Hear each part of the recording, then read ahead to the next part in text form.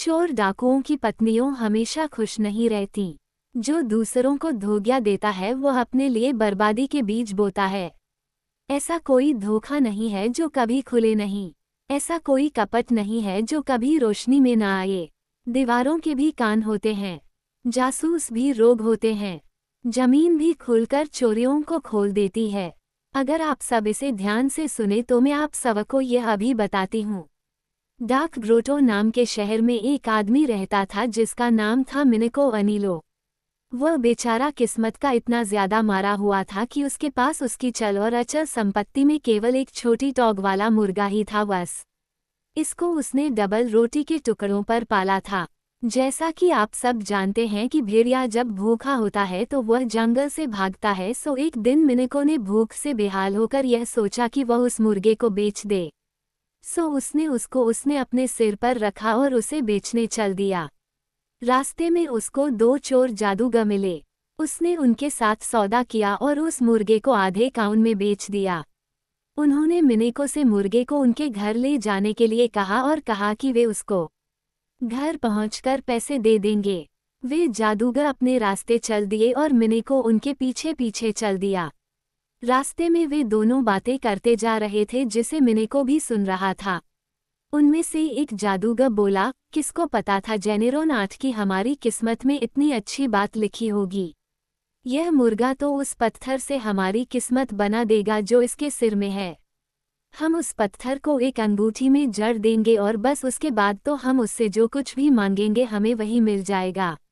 जेनेरोन बोला, चुप चुप धीरे बोलो जैकोवुचाओ। 30 मैं तो खुद ही अपने आप को बहुत अमीर देख रहा हूँ और मुझे इस बात पर विश्वास ही नहीं हो रहा है कि मैं इतनी जल्दी इतना अमीर हो जाऊंगा।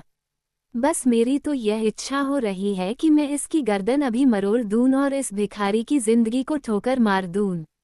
क्योंकि इस दुनिया में बिना पैसे के गुणों की कोई कीमत नहीं है। कोई भी आदमी उसके कोट से जांचा जाता है। जब मिनिको अनिलो ने जो दुनिया भर में घूम चुका था और तरह तरह का खाना खा चुका था ये सब सुना तो वह तो अपने मुर्गे को लेकर पीछे से ही घर भाग लिया। घर जाकर उसने मुर्गे की गर्दन मरोड़कर उसे मार दिया और उसके सिर में से पत्थर निकाल लिया। तुरंत ही उसने उस पत्थर को एक पीतल की अंगूठी में जड़वा लिया। फिर उसके गुण को जांचने के लिए बोला, मैं एक 18 साल का नौजवान बनना चाहता हूँ। जैसे ही उसने ये कहा कि खून उसकी रगों में बहुत तेजी से दौड़ने लगा। उसकी नसें बहुत मजबूत हो गईं, उसके शरीर के जोड़ मजबूत हो गए, उसकी आँखें आग की तरह से लाल हो गईं, उसके सफ़ेद बाल सुनहरे हो गए। उसका मुंह जो खाली होकर नीचे को लटक गया था अब उसमें दांत आ गए थे। उसकी दाढ़ी जो एक जंगल की तरह से घनी थी अब एक नर्सरी बागीचे की तरह से हो गई थी। थोड़े में कहो तो वह अब 18 साल का एक नौजवान हो गया था। इसके बाद वह बोला, अब मुझे एक बहुत बढ़िया महल चाहिए और मैं एक राजा की बेटी से शादी करना चाहता हूँ। तो लो वहाँ तो एक बहुत ही शानदार महल खड़ा हो गया जिसमें इतने शानदार कमरे थे जिन्हें देखकर आप आश्चर्य में पड़ जाएंगे। इतने सुंदर सुंदर खंभे थे कि उन पर से आँखें ही नहीं हटती थीं। बहुत सारी तस्वीरें लगी हुई थीं। सब तरफ चांदी चमक रही थी। नौकर चाकर चींटियों की तरह से घूम रहे थे। घोड़ी और गाड़ियों तो गिनी ही नहीं जा सकती थीं। उससे इतनी अमीरी पता चल रही थी कि राजा की तो उस पर आँखें ही नहीं टिक रही थीं। ये सब देखकर राजा ने खुशी से अपनी बेटी नतालिजिया की शादी उसके साथ कर दी। इधर जब जादूगरों ने मिनिको की अमीरी देखी तो उन्होंने उसकी खुशकिस्मती को लूटने का एक प्लान बनाया। उन्होंने एक बहुत सुंदर छोटी सी गुड़िया बनाई जो चाबी लगाने से खेलती और नाचती थी। उन्होंने अपना एक सौदागर का रूप बनाया और पेंटेला के पास गए ताकि वे उस गुड़िया को उसे बेच सकें। पेंटेला ने जब वह छोटी सी सुंदर सी गुड़िया देखी तो उनसे पूछा कि वे उसे कितने पैसे में देंगे। उन्होंने कहा कि वह पैसे से नहीं खरीदी जा सकती पर वह उसको ऐसे ही रख सकती थी अगर वह उनको वह अंगूठी दिखा दे जो उसका पिता हमेशा पहने रहता था, ताकि वह वैसी अंगूठी दिखाकर एक और अंगूठी बनवा सकें। तब वे उसको वह गुड़िया बिना किसी पैसे के दे देंगे। पेंटेला ने ये कहावत कभी सुनी नहीं थी कि कोई सस्ती चीज़ खरीदने से पहले अच्छी तरह सोच लो। उसने तुरंत ही उनकी बात मान ली। उसने उनसे कहा कि वे अगले दिन सवेरे आएं। उसने वायदा किया कि वह अपने पिता को अंगूठी देने पर राजी कर ही लेगी। ये सुनकर जादूगर चले गए। जब पेंटेला के पिता शाम को घर वापस आए तो उसने उनको किसी तरह अंगूठी देने पर मना लिया। उसने बहाना बनाया कि वह बहुत दुखी थी और कुछ बदलाव चाहती थी। जब अगला दिन हुआ और सूरज के सफाई करने वाले अंधेरे के सायों के आखिरी निशानों की सफाई करके चले गए तो जादूगर पेंटेला के घर लौटे। पेंटेला ने उनको अंगूठी दे दी। जैसे ही अंगूठी उनके हाथ में आई वैसे ही वे गायब हो गए। उनका कहीं नामो निशान नहीं था। ये देखकर पेंटेला तो डर के मारे मर ही गई। पर जब जादूगर एक जंगल में आए जहां कुछ पेड़ों की शाखाएं तलवार का नाच नाच रही थी तो कुछ पेड़ों की शाखाएं नीचे झुककर आपस में खेल रही थी, वहां उन्होंने जादू की अंगूठी से यह इच्छा की कि वह उस जादू को नष्ट कर दे जिससे वह गरीब आदमी जवान हुआ था। उसी पल मिनिलो अनिलो जो राजा से मिलने गया हुआ था और उसके सामने खड़ा था बूढ़ा हो गया। उसके सुनहरे बाल सफ़ेद हो गए। उसकी आंखें गड्ढों में चली गईं। उसके चेहरे पर झुर्रियां पड़ गईं। उसका मुंह बिना दांत का हो गया। उसकी दाढ़ी जंगली झाड़ी जैसी हो गई। उसकी पीठ झुक गई। उसके पैर कौपने लगे। और सबसे बड़ी बात तो ये थी कि उसके बढ़िया कपड़े फिर से फटे चिथड़ों में बदल गए थे। राजा ने जब इस अभागे भिखारी को अपने बराबर मेज पर बैठे देखा तो उसको धक्का देकर बाहर निकालने का हुक्म दिया। इस पर अनिलो अपनी अच्छी किस्मत से नीचे गिर गया। वह रोता हुआ अपनी बेटी के पास गया और उससे वह अंगूठी मांगी ताकि वह अपना सारा मामला वापस ठीक कर सके। पर जब उसने दो नकली सौदागरों को उसके साथ इस चाल के चलने के बारे में सुना तो उसके मन में आया कि वह खिड़की से कूद जाए। उसने बच्ची की अज्ञानता को भी हजारों बार कोसा जिसने केवल एक बेवकूफ़ गुड़िया के लिए उसको एक अभागा बिजूखा बना दिया। इन चिथड़ों ने तो उसको बहुत ही गुस्से वाला बना दिया था। अब उसको दुनिया में एक खोटे सिक्के की तरह से घूमना पड़ेगा जब तक कि वो उन सौदागरों से अपनी चीज़ वापस नहीं ले लेता। ऐसा सोचकर उसने एक शाल अपने कंधों पर डाला, एक डंडा अपने हाथ में लिया और अपनी बेटी को डर से ठंडा और जमा हुआ छोड़कर वह घर से बाहर चल दिया। चलता चलता वह गहरे गड्ढे के राज्य में पहुंच गया जहां बहुत सारे चूहे रहते थे। वहां उसको बड़े बिल्ले का एक जासूस समझ लिया गया, सो उसको चूहों के राजा रोजकोन के पास ले जाया गया।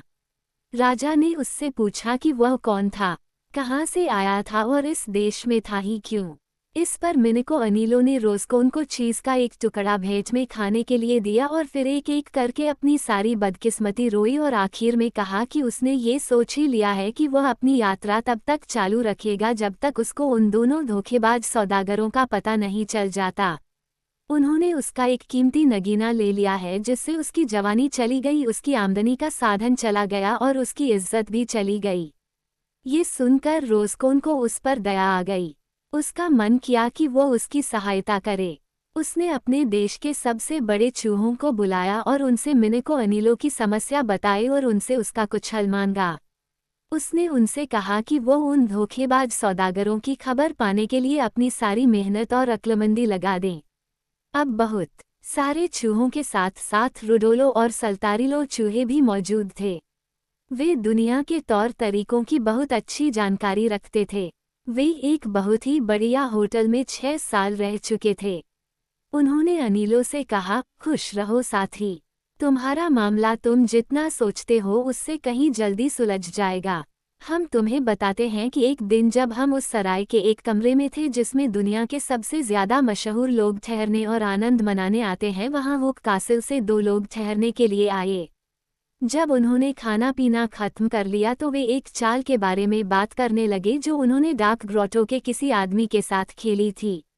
किस तरह से उन्होंने एक पत्थर के लिए उसको धोखा दिया था जिसके लिए उनमें से एक, जिसका नाम जैनारोन था, बोला कि वो उसको अपनी उंगली से कभी नहीं उतारेगा जिससे वह कहीं खो न जाए, जैसे कि बूढ़े की बेटी ने किया था। जब मिनिको अनिलो ने ये सुना तो उसने दोनों चूहों से कहा कि अगर वे उस पर विश्वास करते हों तो वे उसके साथ उस देश चले जहां वे दोनों रोग रहते थे और उसकी उस अंगूठी को वापस लेने में उसकी सहायता करें।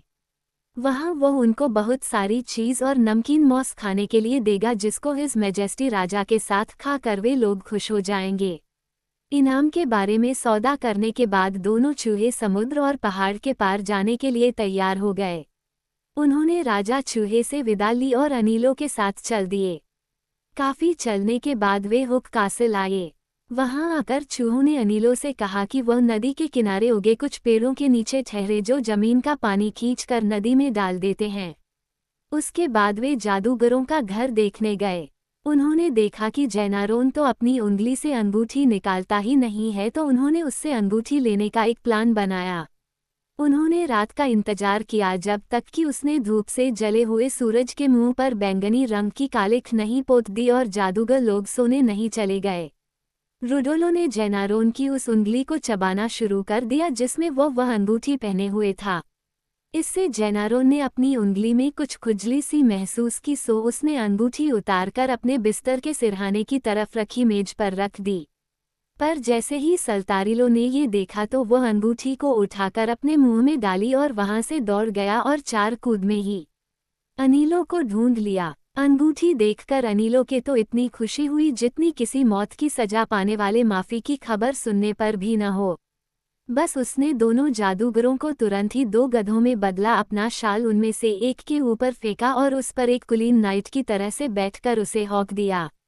दूसरे गधे पर उसने चीज और सुआ का मौस लादा और डीप होल की तरफ चल दिया। वहां पहुंचकर उसने चूहों के राजा को ये भेंटें दी। उसने उन सबको अपनी खुशकिस्मती को उनकी सहायता से वापस पाने के बदले में बहुत बहुत धन्यवाद दिया। उसने भगवान से प्रार्थना की कोई भी चूहा पकड़ने वाला डिब्बा उनको न पकड़ सके और कोई संख्या उन पर जहर का काम न कर सके। उसके बाद मिनेलो अनिलो ने डीप होल देश छोड़ा और डाक गोटो वापस आ गया। राजा और उसकी बेटी ने उसका बड़े आदर के साथ स्वागत किया। दोनों गधों को एक पहाड़ की छोटी से नीचे फेंक दिया गया। अब मिनेलो अपनी पत्नी के साथ आराम से रहने लगा। उसने अपनी उंगली में से अंगूठी न निकालने की कसम खाई कि वह अब आगे से ऐसी बेवकूफ़ी नहीं करेगा, क्योंकि एक दिल्ली जो आग से जल चुकी हो वह अंगीठी के ठंडे पत्थर से भी डरती है।